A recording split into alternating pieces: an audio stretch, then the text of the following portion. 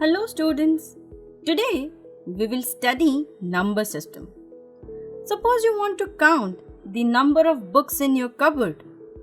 Yes, you'll start counting with 1, 2, 3 and so on. These counting numbers 1, 2, 3 till infinity are called natural numbers. Mathematically, they are represented on a line called number line. We use capital N to denote set of all natural numbers. But what if there is no book in your cupboard?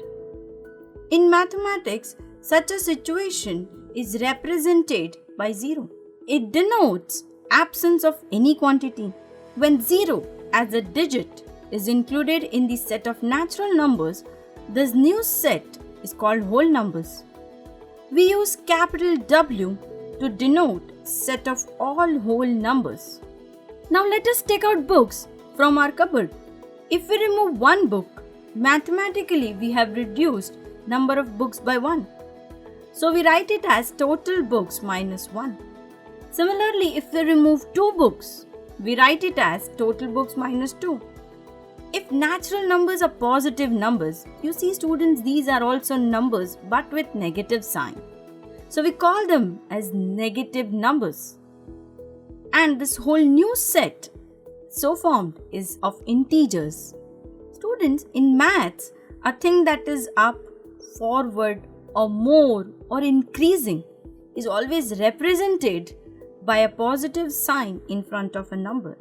While any quantity that is down or backward or less or decreasing is represented by a minus sign in front of the number.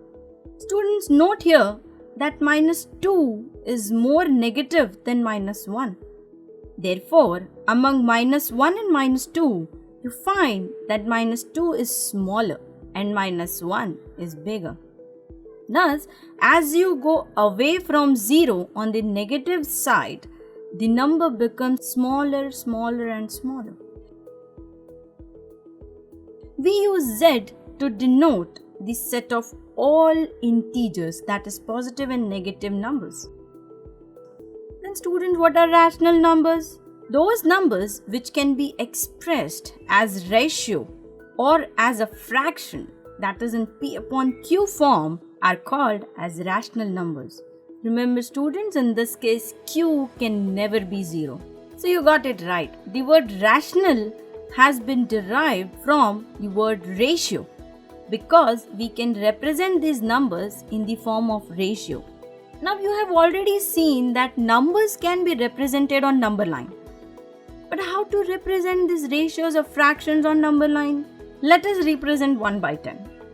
For that, take a number line and take a region between two consecutive integers, say 0 and 1. Now divide this region in 10 equal parts because we want to plot 1 by 10. Yes, note students, divide the region between any two consecutive integers on a number line into the parts equal to the denominator of the fraction. Say here we want to plot 1 by 10, so we divided it in 10 equal parts. Suppose we want to plot 1 by 5, then divide the region in 5 equal parts. Or say in 1 by 2, then divide the region into 2 parts. Similarly, which point to select to represent is always equal to the numerator. Like in 1 by 10, take the first point and label it as 1 by 10. This is our required point.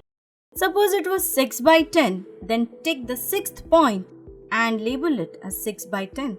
Now students, rational numbers, can also be written in their decimal form. In such a form, they will always be terminating. For example, 2.34, 5.609, etc. But if it is non-terminating, in that case, few digits will keep repeating. For example, 0.345, 345, 345 and so on, or 34.56666, etc.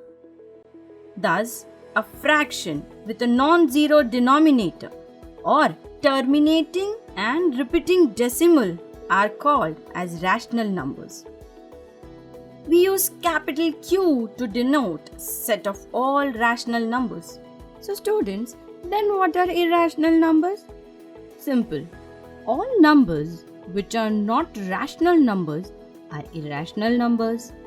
That means irrational number cannot be represented as a fraction, that is in P upon Q form or a ratio form.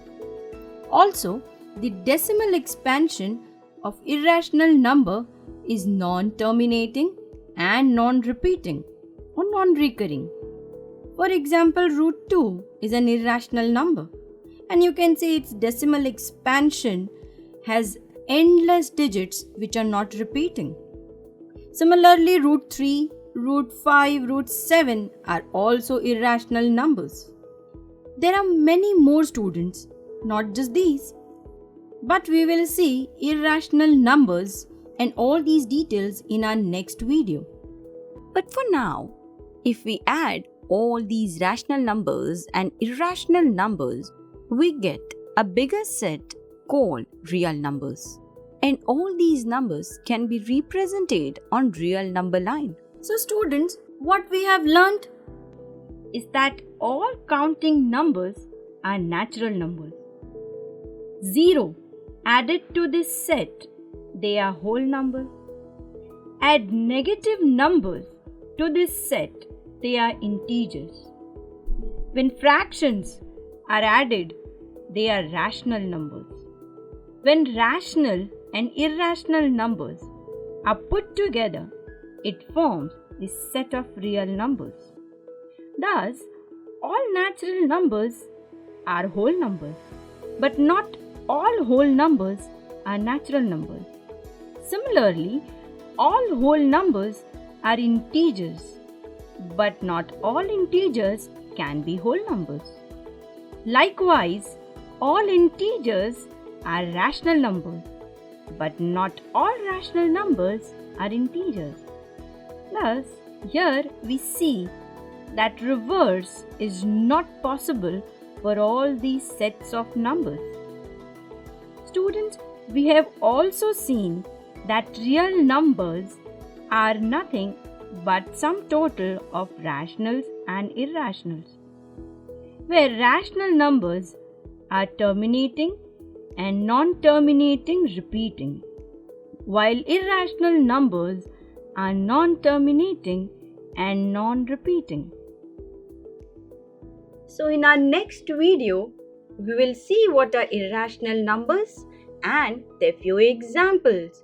We will also see how irrational numbers are different from rational numbers. So till then, thank you.